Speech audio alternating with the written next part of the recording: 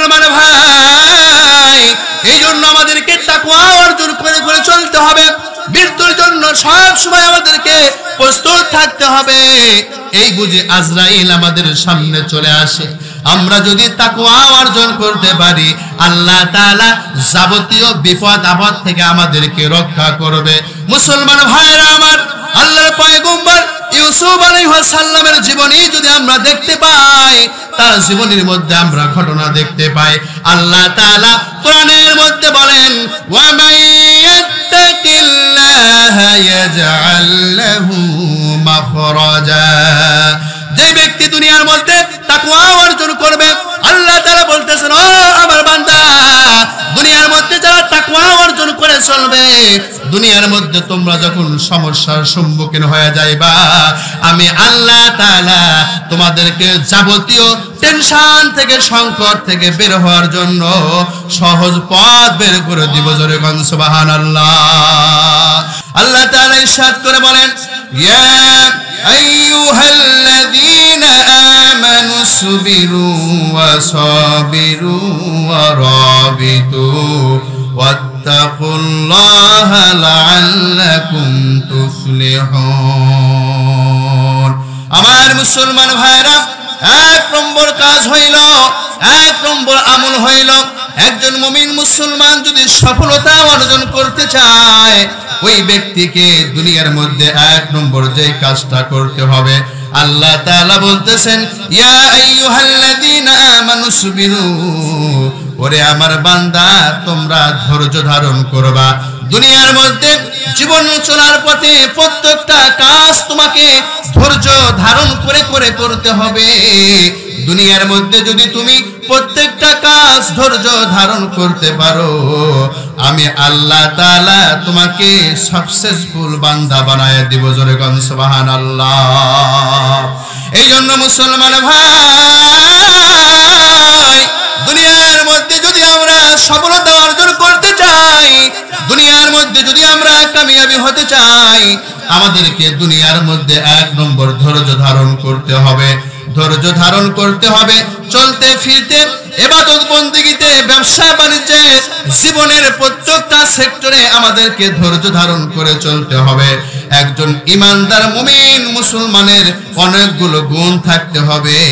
তার মধ্যে একটা দামি বৈশিষ্ট্য গুণ হইতেছে, তার ভিতরে ধৈর্য ধারণ করার শক্তি থাকবে। কথা বলেন ঠিক কিনা? একজন মুসলমান ব্যবসা করতেছে, তাড়াহুড়া করবে না, পাগলের মতো ব্যবসা করবে না, ধীরে ধীরে দেখে শুনে ধৈর্য ধারণ করে করে ব্যবসা করবে। আবার একজন মুসলমান যখন চাকরি করতে যাবে, প্রমোশন পাওয়ার জন্য অস্থির হয়ে যাবে না, ধৈর্য ধারণ করতে হবে। এই রকম ভাবে প্রত্যেকটা কাজের মধ্যে সবুর করে আল্লাহ তাআলার কাছে যদি চাওয়া যায়, আল্লাহ তাআলা আমাদের জীবনের মধ্যে সফলতা দান করবে।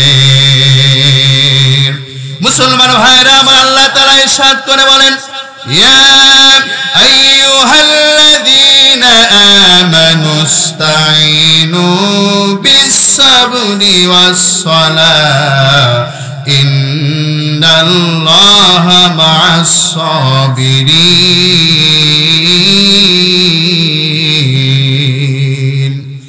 আমার মুসলমান ভাই,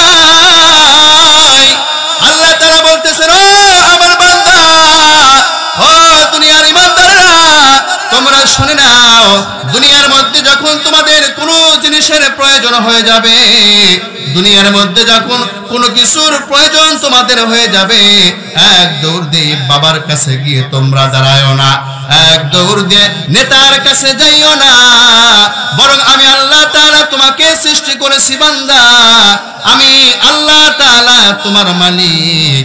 তোমার জিন্দেগিতে যখন কোনো কিছুর প্রয়োজন হয়ে দাঁড়াবে, তোমার জীবনের মধ্যে যখন কোনো গুরুত্বপূর্ণ দরকার হয়ে যাবে, তুমি ওযু করে মসজিদের মধ্যে চলে যাও বান্দা, 2 রাকাত নামাজ পড়ে নাও, এরপর এরপরে আল্লাহ তাআলার কাছে চেয়েছে, বলো আল্লাহ দুনিয়ার মধ্যে ওই জিনিসটা আমার দরকার ছিল, বাবা মা দূর দূর করে দরবার থেকে তাড়িয়ে দিয়েছে, যে বন্ধুর কাছে চেয়েছিলাম 10 বছর হলে বন্ধুর সঙ্গে আমার সম্পর্ক, ওই বন্ধুর কাছে টাকা চেয়েছি, আল্লাহ মোবাইল বন্ধ করছে আর রিসিভ করতেছে না, আল্লাহ দুনিয়ার সব মানুষের কাছে থেকে ফারেক হইয়া তোমার কাছে বড় আশা নিয়ে দাঁত তুলেছি। আল্লাহ আয় আল্লাহ তাআলা, তুমি আমাকে সৃষ্টি করেছো, তুমি আমার মালিক, আমি ধৈর্য ধারণ করে তোমার কাছে চাইতেছি।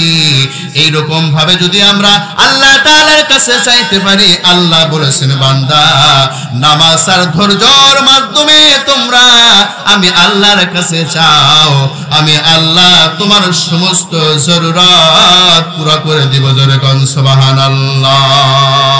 हकीकत से तू दुनिया बेखबर है, दुनिया की नुमाइश पर नजर है, नमी गोयम के अज दुनिया जुदा बाश, बाहर कारे के बाशी बा खुदा बाश, चिस्ते दुनिया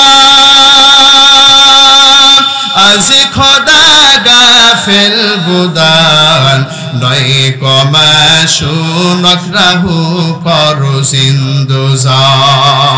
अल्लाहु अकबर बोलें, या अय्युहाल्लाযীনা আমানু সবিরু ওয়া সাবিরু, তোমরা ধৈর্য ধারণ করবে, 1 নম্বর তোমাদের কাজ। আর 2 নম্বর হইল ওয়াসাবিরু, তোমরা এই ধৈর্যের উপরে অটল থাকবা, তাহলে তোমরা জীবনে সফল হইতে পারবা।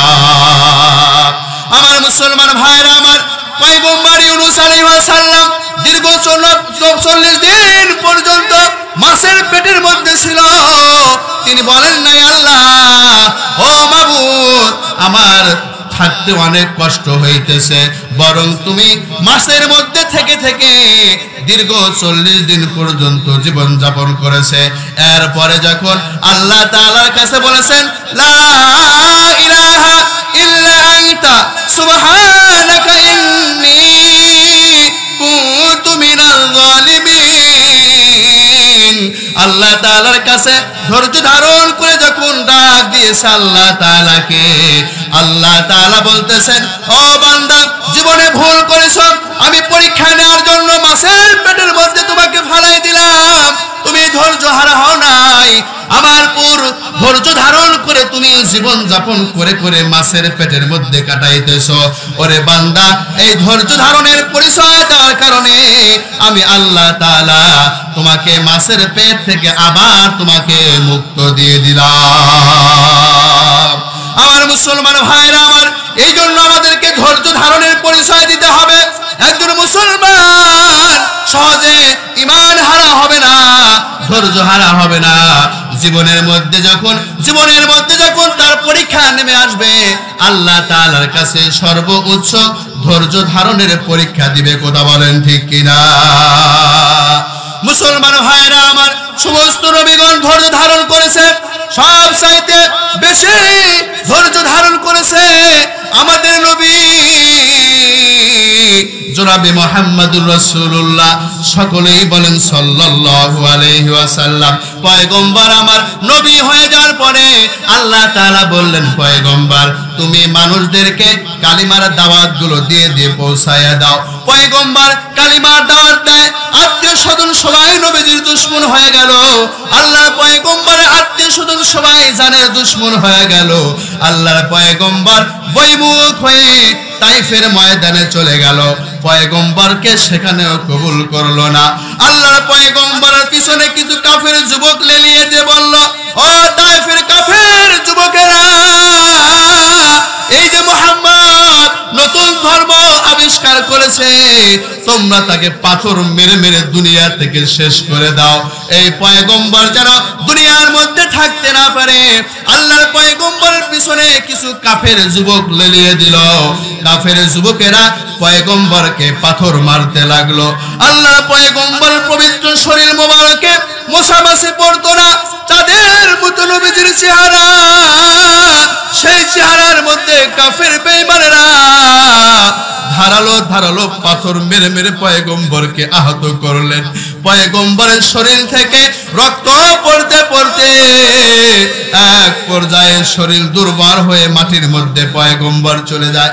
মুসলমান ভাইরা আমার, শরীরের রক্তগুলো শরীর দিয়ে গিয়ে পড়তে পড়তে পায়ের সঙ্গে লেগে যায়, জুতার সঙ্গে লেগে পায়ের জুতাটা শরীরের সঙ্গে লেগে যায়। পয়গম্বর আমার সর্বহারা হয়ে একটি বাগানের মধ্যে বসে বসে কান্না করতেছে আর আল্লাহকে ডেকে ডেকে বলতেছে, আল্লাহ, এই তায়েফের মানুষেরা আমাকে চেনে না, আমাকে বুঝে না। ও তায়েফের মানুষেরা, তোমরা আমাকে আর মারিও না গো, তোমরা আমাকে আর রক্তাক্ত করিও না। এই দুনিয়ার জমিনে আমার মাও নাই, আমার বাবাও নাই। পয়গম্বর চোখের পানিগুলো ছেড়ে দিয়ে দিয়ে কান্না করতেছে। জিবরাইল এসে বলতেছে, নবী, ও আল্লাহর পয়গম্বর, আসমানের মধ্যে ফেরেশতারা কান্না করতেছে, আল্লাহ আমাকে পাঠিয়েছে গো নবী, আপনি শুধু নির্দেশ দিয়ে দেন, অর্ডার করে দেন, যে সমস্ত তায়েফের মানুষেরা আপনাকে পাথর নিক্ষেপ করেছে, আমি জিবরাইল আমার পাখা দিয়ে এই তায়েফের দুইটা পাহাড় রয়েছে নবী, এই দুইটা পাখা দিয়ে এই দুইটা পাহাড় এক করে এই বেঈমানদেরকে আমি জিবরাইল দুনিয়া থেকে শেষ করে দিতে চাই। আপনার কষ্ট ওই ফেরেশতারা সহ্য করতে পারতেছে না, আসমানের মধ্যে ফেরেশতারা কাঁদতেছে। নবী আমার চোখের পানি ছেড়ে দিয়ে বলতেছে, ভাই জিবরাইল, এমনটা করিও না। ওই দুনিয়ার মানুষেরা, ওই তায়েফের মানুষেরা আমাকে চিনার জন্য আমাকে পাথর মারতেছে, আমার সঙ্গে সঙ্গে আল্লাহর কাছে দোয়া করো, আল্লাহ, তারা জানে না বুঝে না জন্য আমাকে পাথর মারতেছে। ওগো আল্লাহ, হয়তো তারা ঈমান আনতেছে না, তো কি হয়েছে, হয়তো তার সন্তানেরা একদিন ঈমান নিয়ে আসবে। ওগো আমার আল্লাহ, তাদেরকে আযাব গজব দিয়ে তুমি ধ্বংস করে দিও না। আয় আল্লাহ তাআলা, না বুঝে তারা পাথর মারতেছে, তাদেরকে তুমি সমূলে ধ্বংস করে দিও না। আমার মুসলমান ভাইরা আমার, এইরকম ভাবে দুনিয়ার মধ্যে সমস্ত পয়গম্বর সর্বোচ্চ ধৈর্যের পরিচয় দিয়ে দিয়ে দুনিয়ার মধ্যে তারা ইসলামের দাওয়াত দিয়েছে। আল্লাহ তাআলা তারা এই ধৈর্য ধারণ করার কারণে আল্লাহ তাআলা আমাদের নবীকে বলেছে, পয়গম্বর, আপনি ধৈর্য ধারণ করেছেন জন্য আমি বিশ্বব্যাপী কালিমার পতাকা, ইসলামের বিজয় আমি দিয়েছি। জোরে কোন সুবহানাল্লাহ। কারলা গিয়া কান্দ তুমি, কার লাগিয়াই হাসো, যে তোমার করল সৃজন, যে তোমার করল সৃজন, তারেই ভুলে গেছো। কারলা গিয়া কান্দ মানুষ, কার লাগিয়াই হাসো।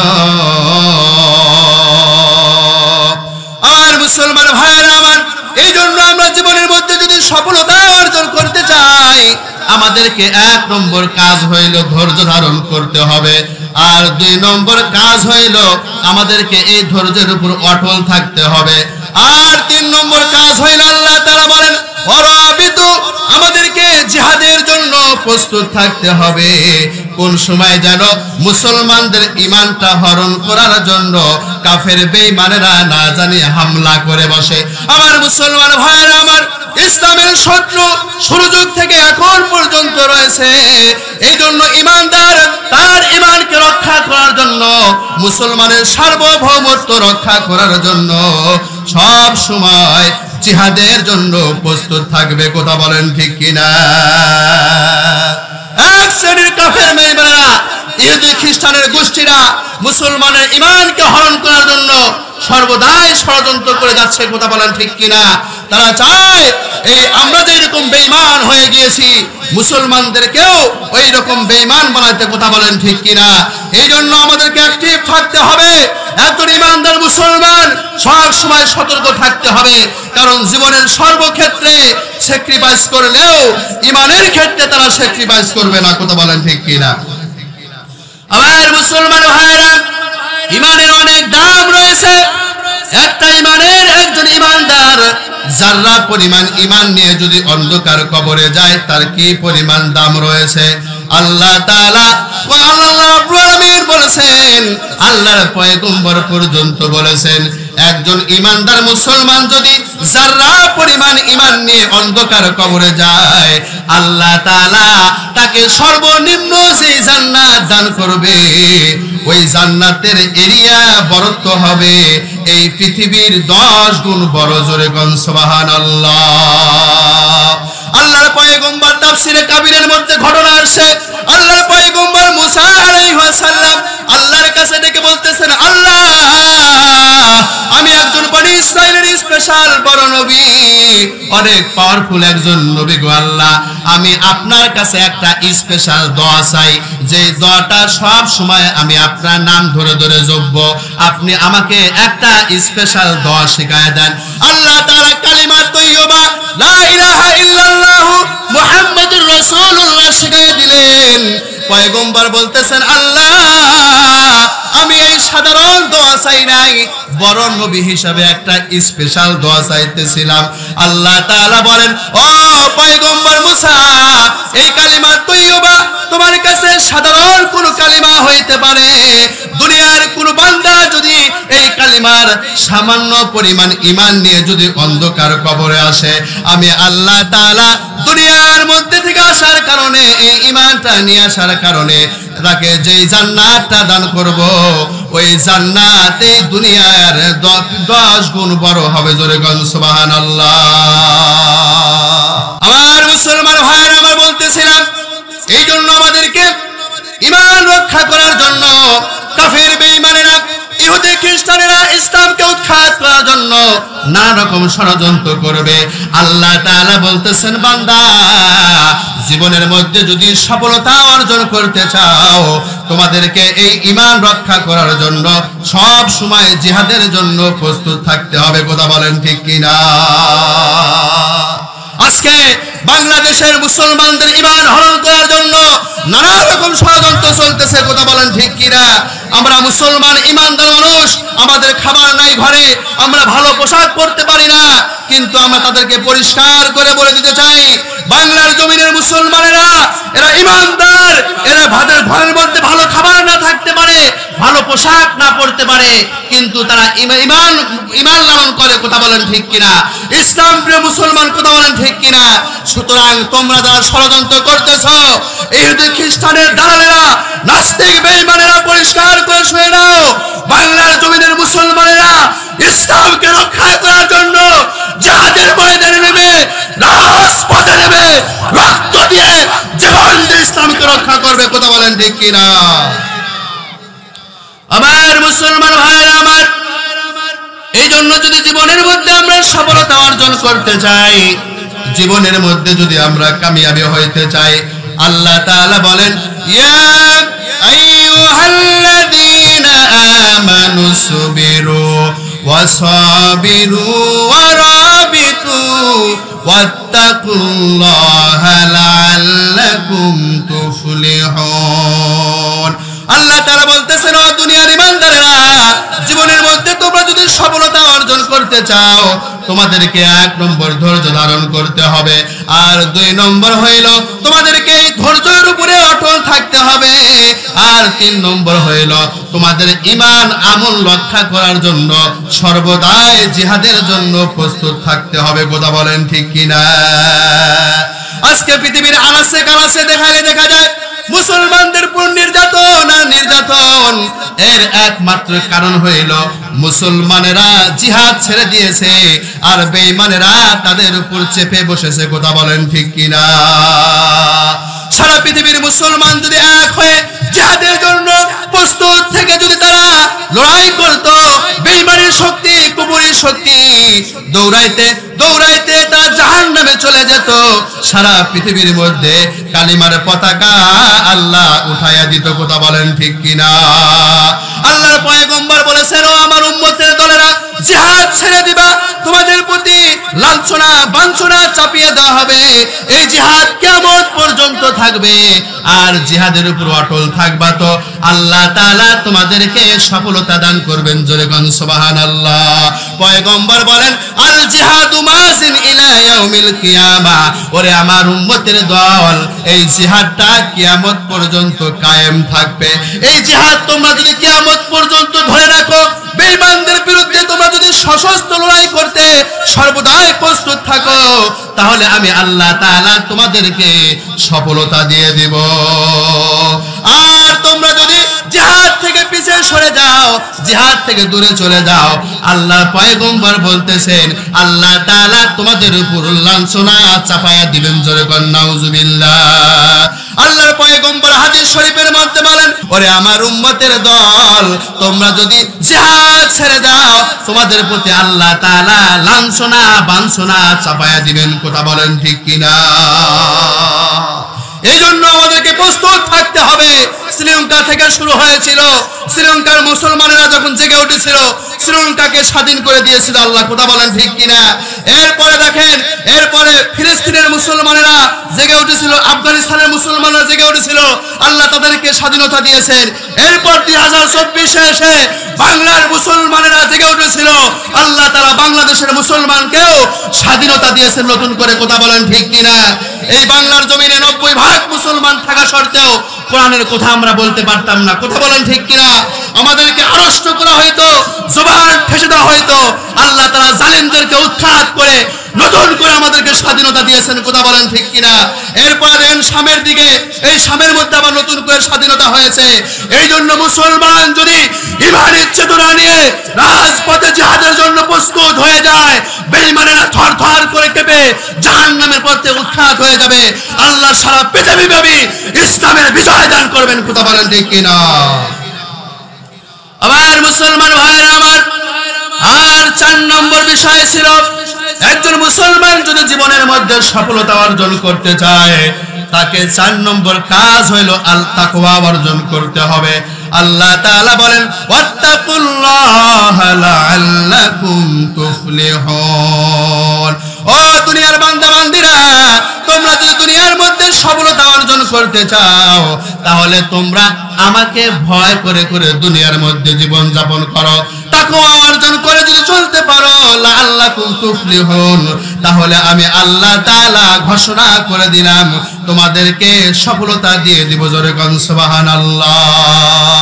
আমার মুসলমান ভাইরা আমার, এই জন্য আমাদের 4 নম্বর কাজ হইতেছে, আমাদেরকে তাকওয়া অর্জন করতে হবে, আল্লাহর ভয় অর্জন করতে হবে।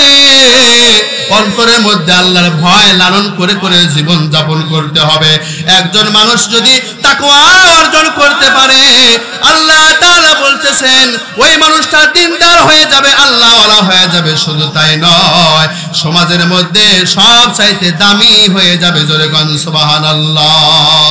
আল্লাহ তাআলা কোরআনের মধ্যে ইরশাদ করে বলেন, ইন্না আকরামাকুম ইনদাল্লাহি আতকাকুম। তোমাদের মধ্যে সব চাইতে সম্মানীয় দামি মানুষ হইতেছে ওই ব্যক্তি যার মধ্যে যত বেশি তাকওয়া। আমার মুসলমান ভাইরা আমার, আমরা অনেক সময় সমাজের মধ্যে দেখতে পাই অনেক টাকাওয়ালা মানুষ, অনেক প্রভাবশালী মানুষ, কিন্তু সমাজের মানুষ তাদেরকে সম্মান করে না। পক্ষান্তরে গ্রামের একজন হত দরিদ্র মানুষ নামাজ কালাম পড়ে, ইবাদত বন্দেগী করে, মানুষের ক্ষতি করে না, ভালো সমাজের মধ্যে চলাফেরাও করতে পারে না, কিন্তু তাকওয়া থাকার কারণে সমাজের মানুষ সম্মান করে তাকে সালাম দেয়। কথা বলেন ঠিক কিনা? মাঠে ঘাটে কাজ করে, সমাজের মধ্যে কোনো দাম নাই, মিটিং মিছিলে তাদেরকে ডাকে না, কিন্তু অন্তরের মধ্যে তাকওয়া রয়েছে। দেখবেন মানুষেরা তাকে ভালোবাসে, মহাব্বত করে, দেখা হইলেই সালাম দেয়, 10 জনের মধ্যে আসলে তাকে বসার জন্য চেয়ারটা আগায় দেয়। কথা বলেন ঠিক কিনা? এটা তাকওয়ার দাম। অনেক মুসলমান রয়েছে, এই জন্য তাকওয়া আমাদেরকে অর্জন করতে হবে ভাই। তাকওয়া যদি একজন মুসলমানের মধ্যে হয়ে যায়, ওই মানুষটা কোনোদিন ওজনে কম দেবে না। একজন মানুষ যদি আল্লাহওয়ালা হয়ে যায়, ওই মানুষটা কোনোদিন দুর্নীতি করতে পারে না। একজন নেতা যদি তাকওয়াবান নেতা হয়ে যায়, ওই মানুষটা কোনোদিন টাকা পাচার করে বাহিরে পুঞ্জীবিত করবে না। একজন ইঞ্জিনিয়ার, একজন ডাক্তার যদি তাকওয়াবান হয়ে যায়, ওই ডাক্তার ঘুষ খেয়ে কোনোদিন কিডনি ট্রান্সফার করে বিক্রি করবে না। কথা বলেন ঠিক কিনা? এই জন্য মুসলমান ভাইরা আমার, তাকওয়া আমাদেরকে অর্জন করতে হবে। তাকওয়ার কি পরিমাণ দাম! একজন মানুষ যদি তাকওয়া অর্জন করতে পারে, আল্লাহ তাআলা ঘোষণা করে দিয়েছেন, বান্দা তুমি মৃত্যুর পরে আমি আমার জান্নাত তোমাকে দিয়ে দিব। মিশকাত শরীফের মধ্যে একটি ঘটনা এসেছে, আল্লাহর পয়গম্বর একটি হাদিস দিয়ে এসেছে। ভাই, হাদিসটা একটু দিলের কান দিয়ে চিন্তা করে শুনবেন। আল্লাহর পয়গম্বর বর্ণনা করেন, বনি ইসরাইলের একজন ব্যক্তি ছিলেন, কোনদিন সে ভালো কাজ করত না, সারা জীবন নাফরমানি করে করে জীবন যাপন করে করে দিন পার করত। একবার লোকটা যখন বৃদ্ধ হয়ে গিয়েছে, মাথার চুলগুলো পেকে গিয়েছে, চোখের পাওয়ার কমে গিয়েছে, দাঁতগুলো যখন পড়া আরম্ভ হয়ে গিয়েছে, তার ভিতরে অনুশোচনা এসে গেছে, হায় আল্লাহ, সারা জীবন তো তোমার নাফরমানি করে করে কাটায় দিলাম।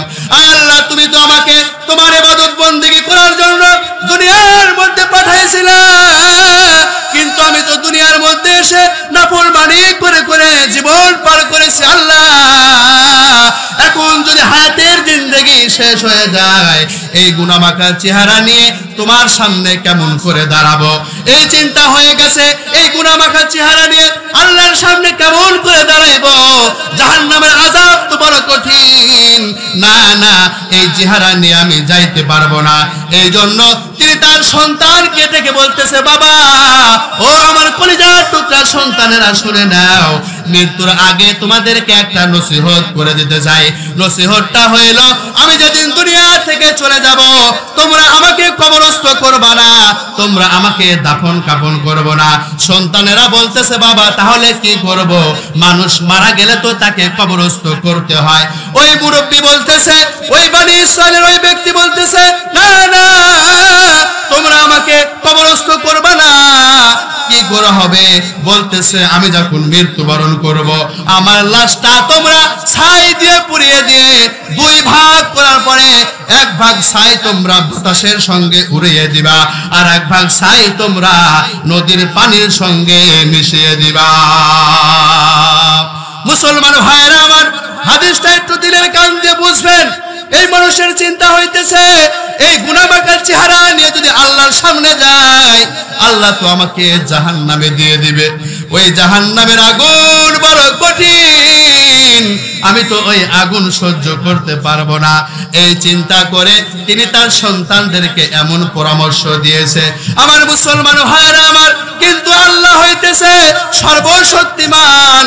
তিনি কোরআনের মধ্যে ঘোষণা করে দিয়ে বলেন, ও দুনিয়ার ইমানদারেরা, তোমরা শুনে নাও, ইন্নামা আমরুহু ইযা আরাদা শাইআন আইয়াকুলা লাহু কুন ফায়াকুন।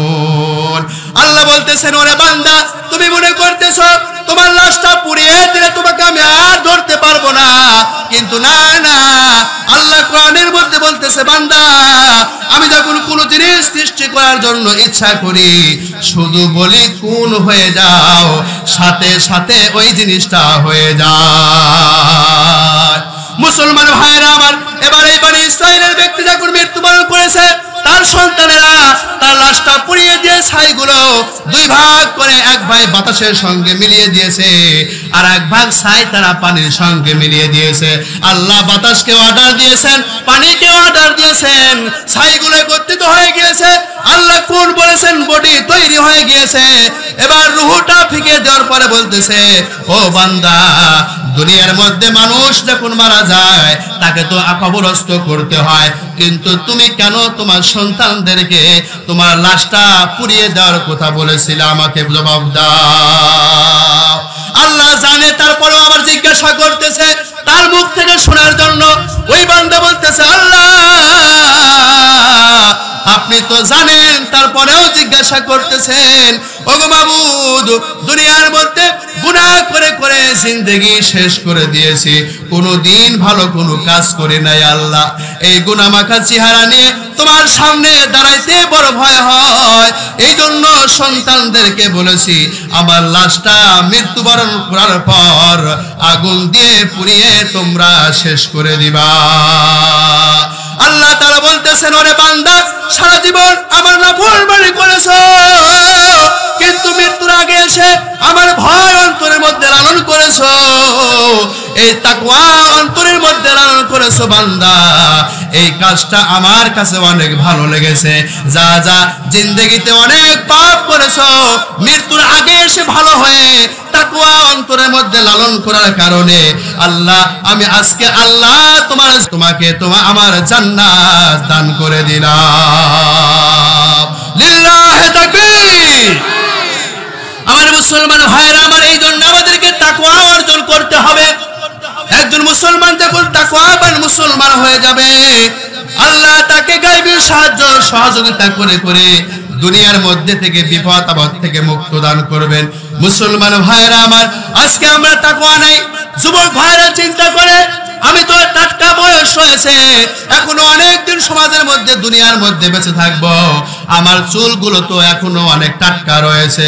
ওরে যুবক ভাই, তুমি জানো না, তোমার খবর নাই, পেপার পত্রিকা খুললেই শুধু যুবকের মৃত্যু দেখা যায়, কখন যে কার মৃত্যু হয়ে যায় বলা যায় না। এই জন্য সব সময় আমাদেরকে মৃত্যুর জন্য প্রস্তুত থাকতে হবে, আল্লাহর তাকওয়া অর্জন করতে হবে। তুমি তোমার শক্তির বাহাদুরি দেখাইতেছো, ভাবতেছো আমার বয়স কম হয়ে আছে, আমি মৃত্যুবরণ করব না। তুমি দুনিয়ার পিছনেই পড়ে থাকবা, কখন যেন দেখবা আজরাইল তোমার সামনে এসে হাজির হয়ে গিয়েছে। কথা বলেন ঠিক কিনা? ও তুই দুনিয়ার মায়ায় পড়ে করছো কত বাহানা, এই যে নয় তোর আসল বাড়ি, কবর যে তোর আসল ঠিকানা। কথা বলেন ঠিক কিনা? এই দুনিয়ায় যারাই ছিল একে একে সবাই গেল, এই দুনিয়ায় যারাই ছিল একে একে সবাই গেল, তুমি আমি কেউ রব না, তুমি আমি কেউ রব না, দিতে হবে রওয়ানা, এই যে নয় তোর আসল বাড়ি, কবর যে তোর আসল ঠিকানা। কথা বলেন ঠিক কিনা? আমার মুসলমান ভাই, এই জন্য আমাদেরকে তাকওয়া অর্জন করে করে চলতে হবে। মৃত্যুর জন্য সব সময় আমাদেরকে প্রস্তুত থাকতে হবে। এই বুঝে আজরাইল আমাদের সামনে চলে আসে, আমরা যদি তাকওয়া অর্জন করতে পারি, আল্লাহ তাআলা যাবতীয় বিপদ আপদ থেকে আমাদেরকে রক্ষা করবে। মুসলমান ভাইরা আমার, আল্লাহর পয়গম্বর ইউসুফ আলাইহিস সালামের জীবনী যদি আমরা দেখতে পাই, তার জীবনের মধ্যে আমরা ঘটনা দেখতে পাই। আল্লাহ তাআলা কোরআনের মধ্যে বলেন, ওয়া মাইয়াত্তাকিল্লাহা ইয়াজআল লাহু মাখরাজা, যে ব্যক্তি দুনিয়ার মধ্যে তাকওয়া অর্জন করবে, আল্লাহ তাআলা বলতেছেন, ও আমার বান্দা, দুনিয়ার মধ্যে যারা তাকওয়া অর্জন করে চলবে, দুনিয়ার মধ্যে তোমরা যখন সমস্যার সম্মুখীন হয়ে যাইবা, আমি আল্লাহ তাআলা তোমাদেরকে যাবতীয় টেনশন থেকে সংকট থেকে বের হওয়ার জন্য সহজ পথ বের করে দিব। জোরে বলেন সুবহানাল্লাহ। পয়গম্বর ইউসুফ আলাইহিস সালামের জীবন যদি আমরা দেখি, মুসলমান ভাই, পয়গম্বর ইউসুফ আলাইহিস সালামের সঙ্গে বিবি জুলাইখা জিনা করার জন্য প্রস্তাব দিয়েছিলেন, কিন্তু ইউসুফ পয়গম্বর রাজি ছিল না। একদিন ছলে বলে কৌশলে পয়গম্বর ইউসুফকে গোপন কামরার মধ্যে ডেকেছে, অনেকগুলো দরজা বন্ধ করে দিয়ে গোপন কামরার মধ্যে ডেকেছে ইউসুফকে বিবি জুলাইখা। ডাকার পরে বলতেছে, ও ইউসুফ, তুমি কি জানো তোমাকে কি জন্য এই গোপন কামরার মধ্যে তোমাকে ডেকেছি? পয়গম্বর বললেন, না না, আমি তো জানি না কি জন্য তুমি আমাকে ডেকেছো। এই বলতেছে, আর বিবি জুলাইখা বলতেছে, অনেকদিন যাবত তোমার সঙ্গে জিনা করার জন্য, আদর ভালোবাসা করার জন্য বলতেছি, রাজি হইতেছো না। আজকে তোমাকে ছলে বলে কৌশলে গোপন কামরার মধ্যে নিয়ে আসি। এই বলে বলে আমি তোমাকে এই জায়গায় নিয়ে আসি। এই বলতেছে, আর বিবি জুলাইখা তার দেবতার মুখগুলো কাপড় দিয়ে দিয়ে ঢাকতেছে। ইউসুফ বলতেছে, ও জুলাইখা, জিনা করবা, কাপড় দিয়ে তুমি তোমার দেবতার মুখ ঢাকতেছো কেন? এবার বিবি জুলাইখা বলতেছে, ইউসুফ, এখন তো তোমার সঙ্গে আমি জিনা করব, এই জন্য সেই মূর্তির পূজা আমি করি, তাদের মুখগুলো কাপড় দিয়ে দিয়ে আমি ঢেকতেছি, যাতে করে দেবতাগুলো আমাদের অপকর্ম না দেখে। পয়গম্বর ইউসুফ বলতেছে, ও জুলাইখা, তুমি যার ইবাদত করো, যেই মূর্তির ইবাদত বন্দেগী করো জুলাইখা, ওই প্রভুকের ওই মূর্তিদের চোখ তুমি কাপড় দিয়ে দিয়ে ঢেকতে পারো, কিন্তু আমি যে আল্লাহর বন্দেগী করি, ওই আল্লাহর চোখ আমি কাপড় দিয়ে ঢেকতে পারি না। ও বিবি জুলাইখা, তুমি সরে রাখো কাপড় কেন? সাতবক পানির নিচেও যদি কোনো মানুষ সরে যায়, সেখানে গিয়েও যদি একটা অপকর্ম করে, পৃথিবীর কোনো মানুষ না দেখলেও কি হইবে? আমার আল্লাহ দেখতে পায়। কথা বলেন ঠিক কিনা? এই জন্য মুসলমান ভাইরা আমার, পয়গম্বর ইউসুফ আলাইহিস সালাম তাকওয়া অর্জন করে আল্লাহর উপর ভরসা করে যখন দরজার দিকে দৌড় মেরেছে, অনেকগুলো দরজা চাবি দিয়ে দিয়ে আটকায় দিয়েছিল তালা মেরে মেরে। আল্লাহ তাকওয়া অর্জনের অন্তরের মধ্যে লালন করে পয়গম্বর ইউসুফ আলাইহিস সালাম যখন দরজার দিকে দৌড় দিয়েছে, আল্লাহ বলতেছে, ও আমার পয়গম্বর, তুমি সুযোগ পাওয়ার পরেও গুনাহ করো নাই, আমার ভয় অন্তরের মধ্যে লালন করেছো। যা যা বিষয়টা আমি আল্লাহর কাছে অনেক ভালো লেগেছে নবী আমার, যার কারণে তুমি সামনের দিকে ইউসুফ পয়গম্বর যখন দৌড় দিয়েছে, টাস টাস করে সমস্ত দরজাগুলো আল্লাহ খুলে দিয়েছে। আমার মুসলমান ভাইরা আমার, এই জন্য আল্লাহকে হাজির নাজির করে আমাদের সব কাজ করতে হবে। তাকওয়া যদি একজন মানুষের মধ্যে অর্জন হয়ে যায়, এর সে দামি মানুষ আর সমাজের মধ্যে কেউ নাই। একজন ব্যবসায়িক যদি তাকওয়াবান হয়, ওজনে কোনোদিন কম দিবে না। একজন নেতা যদি ভালো হয়ে যায়, তাকওয়াবান হয়ে যায়, সে কিন্তু অন্যায় করবে না। সব কিছু আল্লাহর পয়গম্বর বলেছেন, ও দুনিয়ার মুসলমানেরা, ও আমার উম্মতের দল, তোমরা তাকওয়া অর্জন করে করে চলবা। জীবনের প্রত্যেকটা কাজ যদি তাকওয়া অর্জন করে চলো, আল্লাহ তাআলা তোমাদেরকে দুনিয়া এবং আখিরাতে সফলতা দান করবে। জোরে কোন সুবহানাল্লাহ। এই জন্য সবগুলো কাজ আমাদেরকে আল্লাহকে হাজির নাজির করে করব তো ইনশাআল্লাহ তাআলা। একটু আওয়াজ করে বলুন, করব তো ইনশাআল্লাহ তাআলা। আল্লাহকে হাজির নাজির করে করতে হবে। একটা ঘটনা ছোট্ট করে বলে দিয়ে আলোচনা শেষ করে দেব। প্রিয় মুসলমান ভাইয়েরা আমার, এক পীর তার মুরিদদেরকে বলতেছে, বাবারা, আমার তো অনেক বয়স হয়েছে, আমি হয়তো আর দুনিয়ার মধ্যে থাকবো না, কিন্তু আমার এই গদির আসনে তো একজনকে বসাইতে হবে। তো আমার এই গদির আসনে তাকেই বসাবো যে ব্যক্তি, আমি কোনো একজন আমার মুরিদকে এই গদির আসনে বসাইতে চাই। তাহলে তোমাদেরকে পরীক্ষা দিতে হবে। মুরিদেরা বলতেছেন, ঠিক আছে হুজুর, আপনি বলেন কি পরীক্ষা নেবেন? পীর সাহেব বলতেছে, তোমরা আগামীকাল সবাই একটা করে মুরগি জবাই করে নিয়ে আসবা, তবে শর্ত হইল এই মুরগি জবাই করা যেন কেউ পৃথিবীর কোনো কিছু না দেখে, কেউ যেন না দেখে। যার মুরগি জবাই করা কেউ দেখবে না এমন জায়গা থেকে জবাই করে নিয়ে আসতে পারবে, আমি তাকে আমার এই গদির আসনে বসায়া এই পীরের দায়িত্ব দিয়ে আমি দুনিয়া থেকে চলে যাবো ইনশাআল্লাহ তাআলা। আমার মুসলমান ভাইরা আমার, এবার পরের দিন সকালে সমস্ত মুরিদেরা পীর হওয়ার জন্য একটা একটা করে মুরগি জবাই করে বাবার দরবারে হাজির হয়ে গেছে। পীর সাহেব জিজ্ঞাসা করতেছে একজনকে, বাবা, তুমি কোথায় থেকে মুরগি জবাই করে নিয়ে আসছো? মুরিদ বলতেছে, হুজুর, আমি স্ত্রী সন্তানকে শ্বশুর বাড়ি পাঠিয়ে দিয়েছি, ঘরের বন্ধ করে পায়ের নিচে ফালায়া দিয়ে একা একা জবাই করেছি। পৃথিবীর কোনো মানুষ আমার মুরগি জবাই করা দেখে নাই। আরেকজনকে জিজ্ঞাসা করতেছে, বাবা তুমি কোথায় থেকে তোমার মুরগি জবাই করে নিয়ে আসছো? ওই মুরিদ বলতেছে, বাবা চলে গিয়েছিলাম বিলের মধ্যে, ডোবার মধ্যে, পৃথিবীর কোন মানুষ দেখে নাই, ডোবার মধ্যে নেমে একা একা পায়ের নিচে ফালায়া দিয়া মুরগি জবাই করেছি। পৃথিবীর কোন ওই মানুষ আমার জবাই করা দেখে নাই। এইরকম ভাবে পীর সাহেব সবাইকে জিজ্ঞাসা করতেছেন। লক্ষ্য করে দেখলেন একজন মুরিদ মুরগি জবাই করে নাই, তাজা মুরগি নিয়ে পীরের দরবারে হাজির হয়ে গিয়েছে। এবার পীর সাহেব তাকে জিজ্ঞাসা করতেছে, বাবা সবাই তো মুরগি জবাই করে করে নিয়ে দরবারে আসে, সবাই এই গদির আসনের মালিক হইতে চায়, সবাই পীর হইতে চায়, তোমার অন্তরের মধ্যে কি পীর হওয়ার লালসা নাই নাকি? তুমি কি পীর হইতে চাও না? মুরিদ বলতেছে, হুজুর আমিও তো পীর হওয়ার জন্য ইচ্ছা রাখি, তাহলে তুমি মুরগি জবাই করো নাই কেন?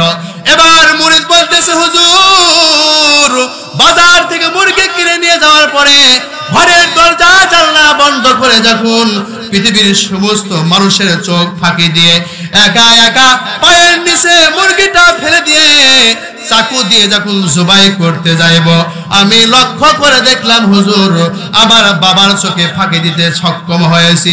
আমার মাও দেখে নাই, স্ত্রী সন্তান প্রতিবেশী কেউ দেখে নাই হুজুর, কিন্তু যখন আমি জবাই করতে যাব হঠাৎ করে আমার মনে হয়ে গেল পৃথিবীর সমস্ত মানুষের চোখকে আমি ফাঁকি দিলেও কি হবে, আমি আমার আল্লাহর চোখকে ফাঁকি দিতে পারবো না। ওগো আমার হুজুর, আমি ঘর থেকে বের হয়ে ডোবায় চলে গিয়েছি, জঙ্গলে গিয়েছি, অনেক জায়গায় ঘোরাঘুরি করে দেখেছি, যেখানে যাই পৃথিবীর সমস্ত মানুষদেরকে ফাঁকি দিতে পারলেও আমি আমার আল্লাহর চোখকে ফাঁকি দিতে সক্ষম হই নাই হুজুর। এই জন্য আমি মুরগি জবাই করতে পারি নাই, জীবিত মুরগি নিয়ে আপনার দরবারে হাজির হয়েছি। আমার মুসলমান ভাইরা, আমার পীর সাহেব বলতেছে, বাবা আয় আয় তুই আমার কাছে আয়, তোকেই তো আমি খুঁজতেছি। মুরিদকে বুকের সঙ্গে জড়িয়ে ধরে বলতেছে, বাবারা যে মানুষের অন্তরের মধ্যে তাকওয়া অর্জন হয়ে যায় ওই মানুষটা দামি আল্লাহওয়ালা মানুষ হয়ে যায়। তোমরা অনেকেই পরীক্ষার মধ্যে ফেল করেছো, তোমরা পরীক্ষায় পাস করতে পারো নাই, আমার এই মুরিদটা পরীক্ষায় পাস করেছে। আমি তোমাদের সামনে ঘোষণা দিয়ে দিলাম, পরিষ্কার করে বলে দিলাম, আমি যেদিন এই দুনিয়া থেকে চলে যাব আমার এই মুরিদের দায়িত্ব, এই পীরের দায়িত্ব আমার এই মুরিদকে আমি দিয়ে দিলাম। জোরে কোন সুবহানাল্লাহ। এই জন্য প্রিয় মুসলমান ভাইরা আমার, আমরাও যদি তাকওয়াবান মুসলমান হইতে চাই, আল্লাহওয়ালা হইতে চাই, তাহলে আমাদের অন্তরের মধ্যে তাকওয়া অর্জন করার দরকার আছে না নাই? এটা আওয়াজ করে বলেন, আছে না নাই? তাকওয়া অর্জন করলে তাহলে কি পাতারের মধ্যে গিয়ে জমির আইল ঠেলা যাবে?